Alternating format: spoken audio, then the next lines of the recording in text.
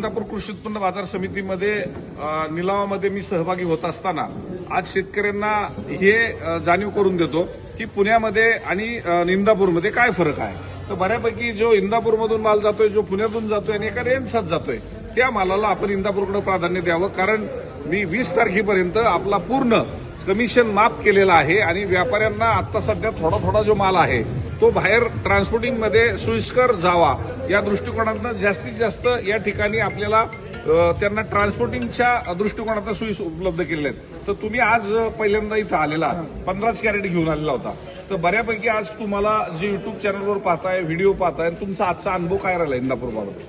Market चांगलं मिळालं. 120 रुपये टॉप माल मिळाला आपल्याला. 120 रुपये म्हणजे माल बघून तुम्हाला रेट मिळाला रेट मिळाला की जे आज पुण्यामध्ये सुद्धा जाऊन तेच विकले जात आहेत किंवा आमच्या नाशिकमधून सुद्धा त्याच भावामध्ये विक्री होते, होत आहे पुण्यामध्ये. म्हणजे त्याच भावात पुण्याला जातोय. परंतु आज पावसामुळे माल कमी होता आणि जरी कमी आला तरी मी ट्रान्सपोर्टिंग मध्ये त्यांना इतरत्र जो रेल्वेने पाठवायचा असेल किंवा गाड्या लांब असेल तर पूर्ण 15-20 दिवस सूट ह्यासाठी दिली की आपल्याला आता तुम्ही शहरात जाऊन वेळ घालवण्यापेक्षा आता रात्री माल टाकला आणि सकाळी नेलावला गाडी, हा वेळ वाचवायचा आहे. कारण आता बागांच्या ह्याच्यामध्ये चोऱ्या होत आहेत, शेतकरी मालापासून हलत नाही. तुम्ही सुद्धा आज मार्केट पाहायला आला होता, नवीन आला होता, तुम्हाला काय अनुभव आला?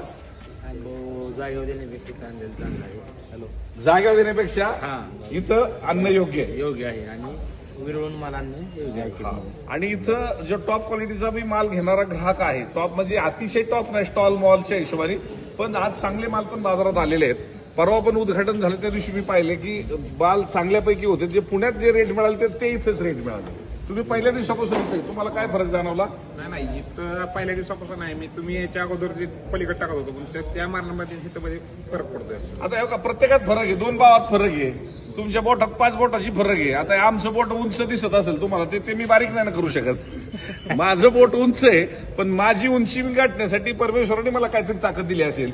म्हणून आज नाशिकमध्ये आणि इंदापूरमध्ये आणि पुण्यामध्ये तिन्हीच्याकडे ग्राहक वर्ग जास्त आहे. आणि आज ह्याला मी नेहमी सांगतो की राजस्थान, गुजरातमध्ये 6 महिने आपण त्यांना सांभाळतोय.